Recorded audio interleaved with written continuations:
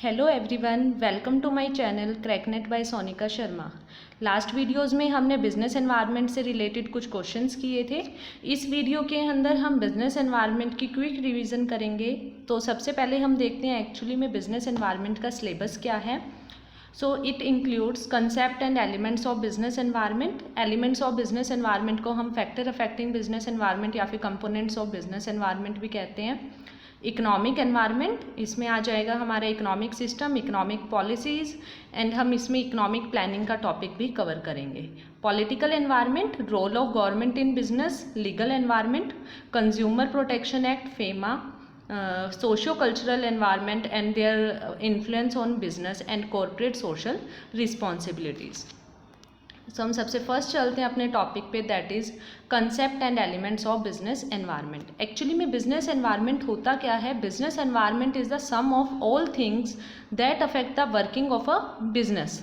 इसके अंदर वो सारी चीज़ें इंक्लूड होंगी, वो सारे के सारे फैक्टर्स इंक्लूड होंगे जो कि एक बिजनेस की वर्किंग को अफेक्ट कर सकते हैं, whether it is it's employees, government और पॉलिटिकल फैक्टर्स, इंटरनेशनल लेवल पे हमारी जो भी एग्रीमेंट्स हुए हैं वो सब इसके अंदर इंक्लूड होंगे। एक्सपोर्ट इंपोर्ट की पॉलिसीज़ आ जाएंगी, टैक्सेशन लॉज आ जाएंगे, हमारे सप्लायर्स हैं, हमारे कस्टमर्स हैं, वो सब फैक्टर्स, वो सब एलिमेंट्स इसके अंदर इंक्लूड होते हैं बिजनेस एनवायरनमेंट में, जो एक बिजनेस की वर्किंग को डायरेक्टली और इनडायरेक्टली दोनों ही तरीक़ों से अफेक्ट कर सकते हैं। सो हम बिजनेस एनवायरनमेंट को 2 पार्ट्स में डिवाइड करते हैं, जिसको हम कंपोनेंट्स, एलिमेंट्स और टाइप्स ऑफ बिजनेस एनवायरनमेंट भी बोलते हैं, या फिर factor affecting business environment. First one is internal and the second one is external environment. Internal environment जैसे नाम से क्लियर है, एनवायरनमेंट या फिर फैक्टर्स जो कंपनी के अंदर हैं, जो बिजनेसेस के अंदर हैं, and the businesses has control over it. ये वो सारे के सारे फैक्टर्स हैं जिस पे बिजनेसेस का कंट्रोल होता है। जनरली हम इसके अंदर 5 M's को इंक्लूड करते हैं। मैन मतलब उनका ह्यूमन रिसोर्स, उसके अंदर उनके एम्प्लॉयज़ भी आ जाएंगे, टॉप लेवल मैनेजमेंट भी। मटेरियल कि हम क्या चीज़ें हम यूज़ कर रहे हैं, हमारी रॉ मटेरियल वगैरह कैसा है। मनी, मशीनरी, टेक्नोलॉजी हम क्या यूज़ कर रहे हैं मनी में, हमारे पास कैपिटल कितनी है, फाइनेंशियल रिसोर्सेज सफिशिएंट है या नहीं है, मैनेजमेंट में हमारी टॉप लेवल मैनेजमेंट कैसी है। तो वो सारे फैक्टर्स हमारी किस में आ जाएंगे? इंटरनल एनवायरनमेंट में। बेसिकली इसमें हम क्या क्या लेते हैं? फाइनेंशियल रिसोर्सेज, ह्यूमन रिसोर्सेज, हमारी कंपनी का ऑब्जेक्टिव क्या है, पॉलिसीज़ क्या हैं, मैनेजमेंट की प्रोसीजर क्या है, वर्किंग एनवायरनमेंट क्या है, ब्रांड इमेज क्या है, इंडस्ट्रियल रिलेशंस कैसे हैं, वो सब हमारा किसका पार्ट हो जाता है? इंटरनल एनवायरनमेंट का। And the businesses have a control over it. Next आता है हमारा एक्सटर्नल एनवायरनमेंट। एक्सटर्नल एनवायरनमेंट जो बिजनेस के आउटसाइड है, and the businessman has no control over it और have a very little control over it. External environment को हम further 2 parts के अंदर डिवाइड करते हैं, micro environment and macro environment. अब इंटरनल और एक्सटर्नल एनवायरनमेंट से रिलेटेड अब एक क्वेश्चन आ जाता है कई बार स्वॉट एनालिसिस का। स्वॉट means S stand for strength, W for weakness, O for opportunities and T for threats. तो SWOT and weaknesses are a part of internal environment. Strength and weaknesses are a part of internal environment, and opportunities and threat are a part of external environment. So इसके अंदर हम ये देखते हैं internal environment में अगर हमारे पास human resource अच्छा है, एडिक्वेट क्वांटिटी के अंदर हमारे पास फाइनेंशियल रिसोर्सेज अच्छे हैं, वर्किंग एनवायरनमेंट अगर हमारा बेटर है, कोर्डियल इंडस्ट्रियल रिलेशंस हैं, तो वो हमारी स्ट्रेंथ हो जाएगी। और वहीं इसके अपोजिट सारी चीज़ें होंगी तो वो क्या है? हमारी वीकनेस। अपॉर्चुनिटीज़ की अगर हमारी बिजनेस के रिगार्डिंग कोई पॉजिटिव चेंज आया है तो वो एज एन अपॉर्चुनिटी है हमारे लिए। और अगर थ्रेट है कि कोई ऐसा टैक्सेशन लॉ आ गया या कोई ऐसा न्यू रूल्स एंड रेगुलेशन आ गए, तो वो क्या आएगा? हमारी कंपनी के लिए वो एक थ्रेट बनकर आएगा। तो opportunity and threat are a part of external environment. तो हम एक्सटर्नल एनवायरनमेंट को 2 पार्ट्स में डिवाइड करते हैं further, micro environment and macro environment. Micro environment को हम कंपनी का ऑपरेटिंग एनवायरनमेंट भी बोलते हैं। It is a companies immediate department, जिससे कंपनी डायरेक्टली अफेक्ट होती है। और ये जो एनवायरनमेंट है ये सेम इंडस्ट्री में भी हर कंपनी को अलग तरीके से अफेक्ट कर सकता है। फॉर एग्जाम्पल अगर मान लो कार इंडस्ट्री है, तो अगर माइक्रो एनवायरनमेंट में कुछ चेंज आता है तो मे बी कार इंडस्ट्री के अंदर मारुति पे उसका कम अफेक्ट हो, बट वहीं पे अगर हम बात करें टाटा की, तो टाटा पे उसका कुछ और अफेक्ट हो रहा है, वॉक्सवैगन पे उसका अफेक्ट पता नहीं होगा या नहीं होगा।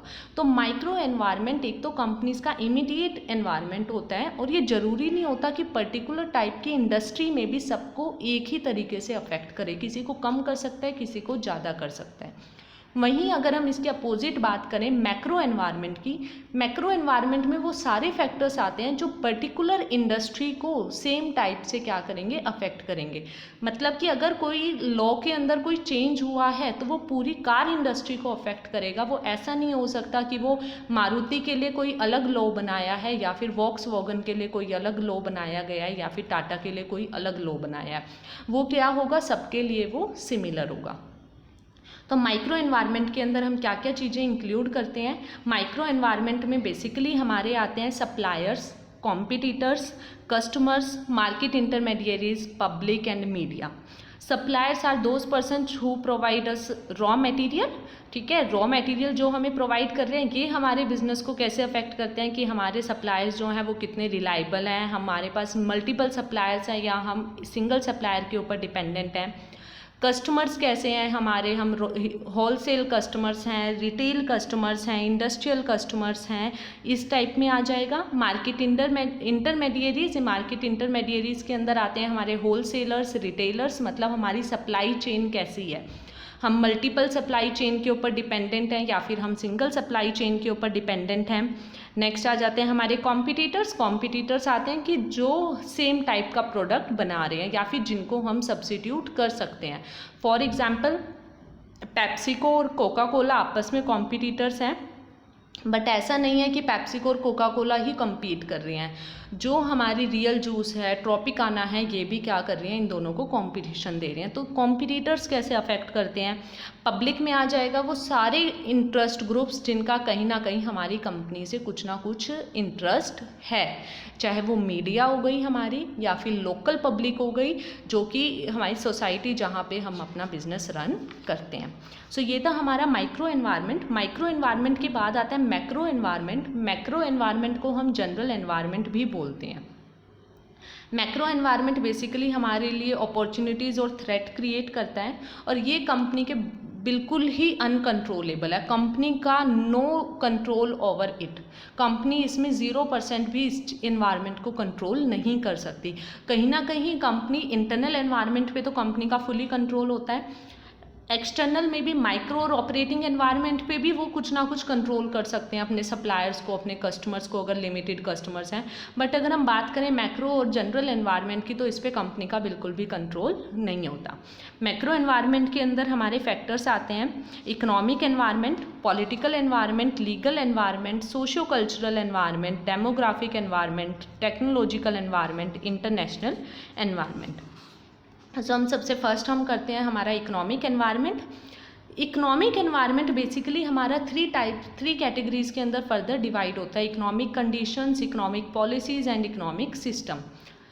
इकोनॉमिक कंडीशंस मींस कंट्री के अंदर हमारा ट्रेंड क्या चल रहा है, ट्रेड साइकिल क्या है, बूम का टाइम पीरियड है, रिसेशन का टाइम पीरियड है या प्रॉस्पेरिटी का टाइम पीरियड है कंट्री में, इनकम लेवल ऑफ पॉपुलेशन क्या है, डिमांड एंड सप्लाई ट्रेंड्स क्या चल रहे हैं, ये सब हम किसके अंदर पढ़ते हैं, इकोनॉमिक कंडीशंस में। डिस्ट्रीब्यूशन ऑफ इनकम कैसा है, ये सब चीज़ें। इकोनॉमिक पॉलिसीज़ में आ जाती हैं हमारी various policies like monetary and physical policy, industrial policy, EXIM policy, ये सब हमारा किसका पार्ट है, इकोनॉमिक पॉलिसीज़ का। And economic system, capitalism, socialism and mixed economy. So basically economic environment एक वो एनवायरनमेंट होता है जो कंज्यूमर के बाइंग बिहेवियर को अफेक्ट करता है। फॉर एग्जांपल हमारा इनकम लेवल क्या है, वो हमारे बाइंग बिहेवियर को कहीं ना कहीं अफेक्ट करेगा। कंट्री के अंदर डिमांड एंड सप्लाई ट्रेंड क्या चल रहा है, किस प्रोडक्ट की डिमांड ज़्यादा है और उस डिमांड को कौन कौन सी चीज़ें अफेक्ट करती हैं, तो वो सारे फैक्टर्स भी हम किस में लेते हैं, इकोनॉमिक एनवायरनमेंट में। Economic system basically there are three types of economic system. The first one is capitalism, second one is socialism and the third one is mixed economy. इनको हम फर्दर आगे डिस्कस करेंगे। नेक्स्ट आता है हमारा socio cultural environment. Socio cultural environment में जैसे नाम से क्लियर है, this environment is related to society and our cultural values, कि हम किस सोसाइटी के अंदर हम एग्जिस्ट करते हैं, हमारा कल्चर क्या है, ट्रेडिशंस क्या है, कस्टम्स क्या हैं। बेसिकली सोशल कल्चरल एनवायरनमेंट हमें what is right and what is wrong में डिफ्रेंशिएट करने में हेल्प करता है। बिजनेस एथिक्स, सोसाइटी एथिक्स, वो सब हमारा किसका पार्ट है, सोशियो कल्चरल एनवायरनमेंट में। जैसे पर्टिकुलर प्रोडक्ट, अगर हम इंडिया की बात करें, इंडियन मार्केट के अंदर दिवाली के टाइम पे हमारी सारी चीज़ों की डिमांड हाई होती है। लाइक चाहे वो हमारी गोल्ड की आइटम्स हैं, हमारी लग्जरी आइटम्स हैं, ऑटोमोबाइल इंडस्ट्री है, या हमारी डेली यूज़ की कोई भी सामान है, तो ये वाली जो डिमांड है ये किसके ऊपर डिपेंड है, सोशियो कल्चरल एनवायरनमेंट पे, कि हमारी कंट्री का कल्चर ऐसा है। इसमें हम एग्जांपल ले सकते हैं मैकडोनल्ड्स का। मैकडोनल्ड्स है इंडिया के आउटसाइड, इनका कुछ कंट्रीज़ में काऊ बीफ का प्रोडक्ट सेल होता है, बट वो इंडिया के अंदर नहीं हो सकता क्योंकि हमारे कल्चर के अंदर हम गाय की पूजा करते हैं। तो ये क्या हो जाता है, सोशियो कल्चरल एनवायरनमेंट। बेसिकली इसके अंदर क्या क्या चीज़ें आती हैं, हमारी कंट्री का फैमिली सिस्टम क्या है जहाँ पे हम अपने बिजनेस को ऑपरेट कर रहे हैं, कास्ट सिस्टम क्या है, क्या रिलीजन हम लोग फॉलो कर रहे हैं, हमारे एथिक्स क्या हैं, मॉरल वैल्यूज़ क्या हैं, अर्बनाइजेशन का क्या ट्रेंड है, कितनी पॉपुलेशन रूरल एरिया की है, कितनी पॉपुलेशन हमारी अर्बन एरियाज़ की हैं, वो सब चीज़ें हमारी किसके अंदर आती हैं, सोशियो कल्चरल एनवायरनमेंट में।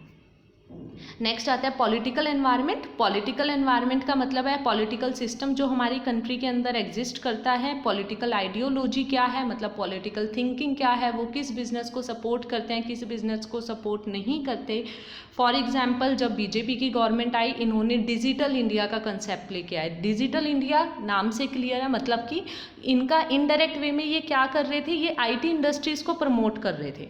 तो वहाँ पे क्या चीज़ हुई कि आपकी आइडियोलॉजी क्या है, आप कौन से बिजनेस के हो आप लोग सपोर्ट कर रहे हो, स्टेबिलिटी कैसी है। अगर लॉन्ग टर्म के लिए अगर कोई गवर्नमेंट, अगर हमारी कंट्री के अंदर पॉलिटिकल पार्टीज़ की स्टेबिलिटी अगर लॉन्ग टर्म है, तो दैट मीन्स हम अपनी बिजनेस के लिए कोई ऐसी पॉलिसीज़ बना सकते हैं, ऐसे प्रोसीजर बना सकते हैं, ऐसे डिसीजंस ले सकते हैं जो लॉन्ग टर्म तक हमारे लिए बेनिफिशियल हो सकते हैं।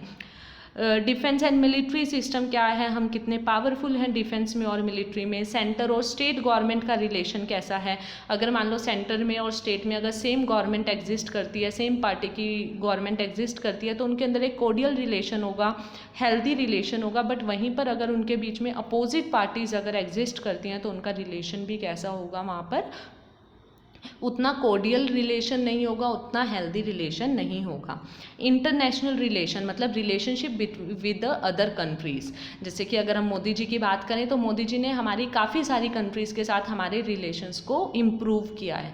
वहीं पर अगर मान लो अगर रिलेशन विद अदर कंट्रीज़ हमारा कैसे अफेक्ट करता है हमारे बिजनेस को, मान लो हम लोग चाइना से किसी प्रोडक्ट की इंटरमीडिएट पार्ट्स मंगवा रहे हैं या हम रॉ मटेरियल वहाँ से परचेज कर रहे हैं, अब चाइना के साथ हमारे रिलेशन उतने अच्छे नहीं हैं, तो वो क्या करेगा, इनडायरेक्टली हमारे बिजनेस को अफेक्ट करेगा।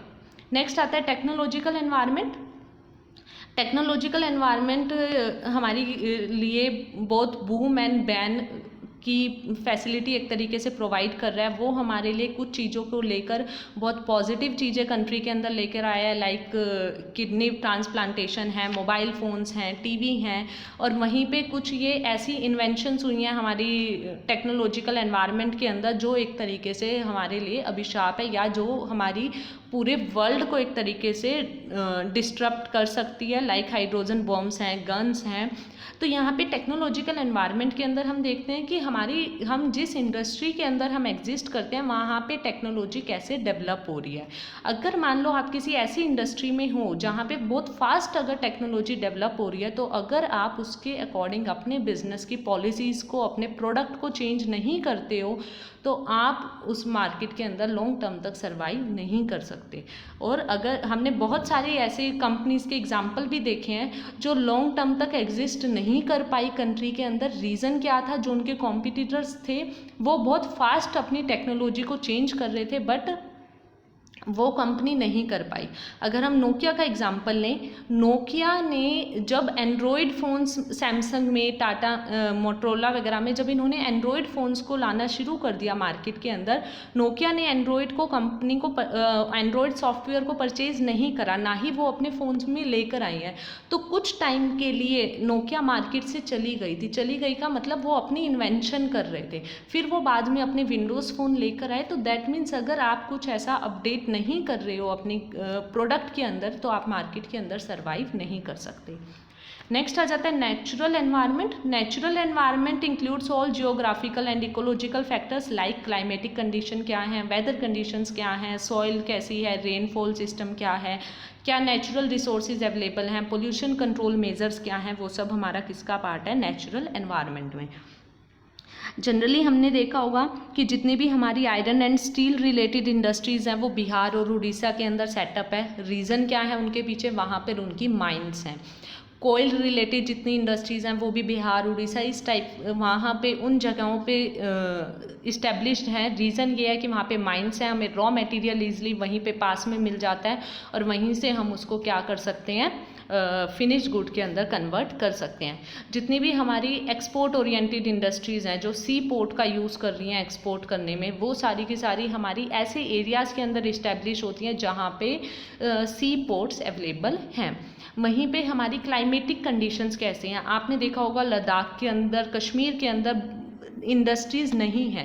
रीज़न क्या है, वहाँ पे होटल इंडस्ट्री हैं बट कोई मैन्युफैक्चरिंग इंडस्ट्रीज़ नहीं है। रीज़न क्या है उसके पीछे कि वहाँ की क्लाइमेटिक कंडीशन फेवरेबल नहीं है कि हम वहाँ पे प्रोडक्शन कर सकें। तो ये कुछ रीजंस होते हैं जो नेचुरल एनवायरनमेंट हमारे बिजनेसेस के पॉलिसीज़ को, उसके कुछ लोकेशन को डिसाइड करने में अफेक्ट करते हैं। नेक्स्ट आता है demographic environment. Demographic environment is the study of composition of population. Composition of population means population की जेंडर रेशियो क्या है, कितने मेल हैं, कितने फीमेल हैं, एज ग्रुप क्या है, कौन सी, जैसे इंडिया के अंदर बोलते हैं यूथ पॉपुलेशन ज़्यादा है। यूथ पॉपुलेशन का मतलब है 20 अबव और लेस देन 40 की पॉपुलेशन यहाँ पर ज़्यादा है। लिटरेसी रेट क्या है कंट्री का, पॉपुलेशन ग्रोथ रेट क्या है, इनकम लेवल क्या है, फैमिली सिस्टम क्या है, फैमिली साइज क्या है, अर्बन रूरल पॉपुलेशन क्या है। तो ये सब चीज़ें आ जाती हैं हमारी डेमोग्राफिक एनवायरनमेंट में। नेक्स्ट आता है international environment. International environment means environment of other countries, ठीक है। वहाँ पे जो हमने सारे फैक्टर्स करे हैं कि दूसरी, अगर आपका एक्सपोर्ट और इंपोर्ट का बिजनेस है या आप MNCs ओपन कर रहे हो, तो वहाँ पर हमारे लिए बहुत ज़रूरी होता है दूसरी कंट्री के भी एनवायरनमेंट की स्टडी करना, क्योंकि वो कहीं, हम जो प्रोडक्ट इंडिया में सेल कर रहे हैं, हम सेम प्रोडक्ट जाके UK में, US में सेल नहीं कर सकते, क्योंकि वहाँ का कल्चर अलग है, वहाँ का पॉलिटिकल एनवायरनमेंट अलग है, वहाँ के टैक्सेशन लॉज अलग हैं, तो उन सब की हमें स्टडी करनी पड़ेगी। लास्ट आ जाता है हमारा लीगल एनवायरनमेंट। लीगल एनवायरनमेंट के अंदर is a set of all laws, rules and regulations made by a government to control a business. जितने भी रूल्स एंड रेगुलेशंस जो भी गवर्नमेंट बना रही है वो सब हमारे किसके अंदर आ जाते हैं, लीगल एनवायरनमेंट में। Like rules related to employees protection, rules related to consumer protection, production से रिलेटेड, सेल से रिलेटेड, ये सब हमारा किसका पार्ट आ जाते हैं, लीगल एनवायरनमेंट का। सो ये थे हमारे फैक्टर्स अफेक्टिंग बिजनेस एनवायरनमेंट और कंपोनेंट्स ऑफ बिजनेस एनवायरनमेंट और types and elements of business environment. Next हम पढ़ते हैं economic system. Economic system means हमारी कंट्री की पॉलिटिकल स्टेट कैसी है, पॉलिटिकल सिस्टम हमारी कंट्री का कैसे है, कौन रिसोर्सेज को कंट्रोल कर रहा है, प्राइवेट सेक्टर कर रही है, गवर्नमेंट सेक्टर कर रही है, ये सब चीज़ें हम किसके अंदर डिसाइड करते हैं कि हमारी कंट्री का इकोनॉमिक सिस्टम क्या है। बेसिकली इकोनॉमिक सिस्टम को हम 3 पार्ट्स में डिवाइड करते हैं, capitalism, socialism and mixed economy. Capitalism के अंदर क्या होता है, all resources are controlled and owned by a private sector, कि जितने भी हमारे रिसोर्सेज हैं वो सब किसके पास हैं, गवर्नमेंट, प्राइवेट सेक्टर ही उसको कंट्रोल कर रहा है। What to produce, how to produce, when to produce, by whom to produce, ये सब डिसीजन कौन लेगा, प्राइवेट सेक्टर डिसीजन लेगा। Countries like Hong Kong, New Zealand, Singapore, UK के अंदर यही ही इकोनॉमिक सिस्टम एग्जिस्ट करता है। नेक्स्ट आता है सोशलिज्म। सोशलिज्म इसके जस्ट अपोजिट है। सभी रिसोर्सेज, सारी इकोनॉमी के अंदर जितने भी डिसीजंस होंगे वो सब कौन लेगा? गवर्नमेंट लेगी। गवर्नमेंट ही कंट्री की इकोनॉमिक डेवलपमेंट के ऊपर फोकस करेगी। क्या प्रोडक्शन होगी, कौन प्रोडक्शन करेगा, कैसे करेगा, वो सब चीज़ें कौन डिसाइड करता है? गवर्नमेंट। ये जो सिस्टम है ये सोवियत यूनियन, क्यूबा, रशिया के अंदर ये सिस्टम एग्जिस्ट करता है। नेक्स्ट आता है मिक्स्ड इकोनॉमी। मिक्स्ड इकोनॉमी नाम से क्लियर है, जहाँ पे प्राइवेट सेक्टर और गवर्नमेंट सेक्टर दोनों ही एक अपना इम्पॉर्टेंट रोल प्ले कर रहे हैं। कुछ सेक्टर जो गवर्नमेंट को लगता है कि वहाँ पे प्राइवेट सेक्टर पब्लिक को एक्सप्लॉइट कर सकती है या फिर वो रिसोर्सेज को अच्छे से यूज़ नहीं करेंगी, वो पब्लिक सेक्टर गवर्नमेंट अपने हाथ में रख लेती है उन सेक्टर्स को, और कुछ सेक्टर्स को प्राइवेट सेक्टर के पास डिस्ट्रीब्यूट कर देती है। Countries like India have a mixed economy system. So ये था हमारा पार्ट इकोनॉमिक सिस्टम का। इससे रिलेटेड हमारे काफ़ी क्वेश्चंस आए हुए हैं। Generally factors of business environment या कंपोनेंट से रिलेटेड जो क्वेश्चंस आते हैं वो हमारे मैच दी कॉलम के क्वेश्चंस आते हैं। अगर हम लास्ट ईयर क्वेश्चन पेपर्स की स्टडी करते हैं तो इनसे रिलेटेड जितने क्वेश्चंस आए हुए हैं वो सारे ही हमारे किससे रिलेटेड आए हुए हैं? Match the column, factors affecting के। और इकोनॉमिक सिस्टम की आपको फीचर्स पूछ लिए जाते हैं कई बार कि 5-6 स्टेटमेंट्स दी होंगी या 4-5 आपको पॉइंट्स दिए होंगे कि ये कैपिटलिज्म को कौन सपोर्ट कर रहा है, सोशलिज्म के फीचर्स क्या क्या हो सकते हैं, तो उसके अकॉर्डिंग आप इनको स्टडी कर सकते हो। नेक्स्ट आता है टॉपिक हमारा economic planning. Economic planning is done by a non-constitutional body called Planning Commission. It is a central body of making plans in India. India के अंदर 1951 से हमारे प्लान्स बनने स्टार्ट हुए थे and prime minister of India is the x officio chairman of the planning commission. और एक economic planning का कंसेप्ट हमने रशिया से अडॉप्ट किया था, रशिया से वहाँ से हमने लिया था, बट अभी कंट्री के अंदर 2015 से प्लानिंग कमीशन जो है उसको नीति आयोग ने रिप्लेस कर दिया। अब हम 5 ईयर प्लान्स ना बनाकर अब हम लोग क्या कर रहे हैं? नीति आयोग के अंदर अपनी प्लानिंग करते हैं। नीति stands for national institution for transforming India, और इसमें बेसिकली 4 अप्रोचेज ये अडॉप्ट करते हैं नीति आयोग के अंदर। 3 ईयर एक्शन एजेंडा, मतलब ये 5 ईयर की बजाय ये 3 ईयर अपने एक्शन प्लान्स बनाते हैं। 7 year strategies, 15 year vision and bottom up approach का ये यूज़ करते हैं। तो इसका कई बार हमारा अप्रोचेज से रिलेटेड क्वेश्चन आ जाता है कि what are the various approaches adopted by a NITI Aayog. Options दे देंगे, उनमें से कोई एक नहीं होगी, या 4-5 दे देंगे, पूछा जाएगा इनमें से कौन कौन सी हैं। तो ये आपको ध्यान रखना है। 3 year action agenda, 7 year strategy, 15 year vision and bottom up approach. The next topic is details of 12 5 year plans. अभी तक जो हमारे 12 5 ईयर्स प्लान बन चुके हैं कंट्री के अंदर, तो उनकी हमें दी हुई है, डिटेल्स दी हुई है कि कौन उनका चेयरमैन था, उसकी ड्यूरेशन क्या थी और मेन ऑब्जेक्टिव्स क्या थे। फर्स्ट 5 ईयर प्लान आया था 51 से 56। पंडित जवाहरलाल नेहरू जी उस टाइम पे 1964 तक पंडित जवाहरलाल नेहरू जी ही इसके प्रेसिडेंट थे। उस टाइम पे जो हमारा मेन ऑब्जेक्टिव था वो था फूड ग्रेन्स की प्रॉब्लम को सॉल्व करना, और जो 1947 की वॉर से जो हमारी कंट्री डिस्टर्ब थी एक तरीके से, हमारी कंट्री की डेवलपमेंट करना, बेसिक फैसिलिटीज़ उनको, बेसिक इंफ्रास्ट्रक्चर डेवलपमेंट करना कंट्री की। सेकेंड 5 ईयर प्लान आया 56 से 61। इसके अंदर सोशलिस्टिक पैटर्न ऑफ सोसाइटी, जो हमने अभी सोशलिज्म इकोनॉमिक सिस्टम पढ़ा है, उस पर फोकस किया गया था कि अभी प्राइवेट सेक्टर को इंक्लूड मत करो इकोनॉमिक डेवलपमेंट के अंदर, पहले गवर्नमेंट को ही कुछ इंडस्ट्रीज़ पे फोकस करने दो, इंडस्ट्रियलाइजेशन करने दो, basic and heavy industries open करने दो। Generally basic and heavy industries वो इंडस्ट्रीज़ होती हैं जो ऐसे प्रोडक्ट्स को प्रोड्यूस करती हैं जो फर्दर प्रोडक्शन में काम आए। नेक्स्ट है थर्ड प्लान आया 61 से 66 तक। 64 तक तो पंडित जवाहरलाल नेहरू जी ही चेयरमैन थे, उसके बाद लाल बहादुर शास्त्री जी इसके चेयरमैन बने। इसको हम गाडगिल योजना भी बोलते हैं इस प्लान को। इसका मेन फोकस था कि अपनी कंट्री को खुद पे फूड ग्रेन्स के लिए सेल्फ सफिशिएंट करना, कि हमें फूड ग्रेन्स बाहर से इम्पोर्ट ना करने पड़े। फूड ग्रेन्स के लिए मतलब हमें किसी और के ऊपर डिपेंडेंट ना रहना पड़े, और बेसिक इंडस्ट्रीज़ को एक्सपेंड करना। फिर इसके बाद 66 से 69 तक हम इसको प्लान हॉलीडे भी बोलते हैं। तो ये क्वेश्चन भी आ सकता है कि इंडिया की प्लान हॉलीडे का टाइम पीरियड क्या था, तो वो था 1966 से लेके 1969 तक। इस ड्यूरेशन के अंदर हमने 3 1-ईयर प्लान्स बनाए थे। तो इनका मेन फोकस क्या था कि to overcome the ill effects of war, उस टाइम पे कंट्री में वॉर हुई थी तो उससे ओवरकम करना। ग्रीन रेवोल्यूशन भी आई थी 66 से 67 के टाइम पीरियड में, और करेंसी डिवैल्यूएशन हुआ था। देन हमारा फोर्थ प्लान आया 69 से 74। इंदिरा गांधी जी 66 से 77 तक प्रेसिडेंट थी, चेयरमैन थी। And growth with stability and self sufficiency. Self sufficiency का मतलब है कि जो भी प्रोडक्शन हो रही है कि हम उसमें सेल्फ सफिशिएंट हो, हमें बाहर से इंपोर्ट ना करना पड़े, और जो ग्रोथ हो रही है उसके अंदर स्टेबिलिटी भी होनी चाहिए। ऐसा ना हो कि एक साल तो आपकी फूड ग्रेन्स बहुत ज़्यादा हो रही हैं, दूसरे साल फिर कम हो रही हैं, आपको इंपोर्ट करना पड़ रहा है, मतलब एक स्टेबिलिटी आनी चाहिए। नेक्स्ट आता है फिफ्थ प्लान आया 74 से 79 तक। मोरारजी देसाई इस टाइम पे चेयरमैन थे। Initiate minimum need programme. Minimum need programme का मतलब है क्या कि एक पर्टिकुलर फैमिली के, एक पर्टिकुलर पर्सन की सर्वाइव करने के लिए मिनिमम नीड्स क्या हो सकती हैं, फूड ग्रेन्स की उसकी क्या नीड हो सकती हैं, उसको वो प्रोग्राम यहाँ पर स्टार्ट किया गया था।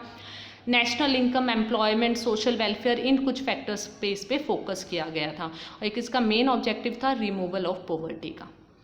नेक्स्ट आया फिर 79 से 80 रोलिंग प्लान। उस टाइम पे चरण सिंह जी इसके चेयरमैन थे। And reduce poverty and unemployment इसका ऑब्जेक्टिव था।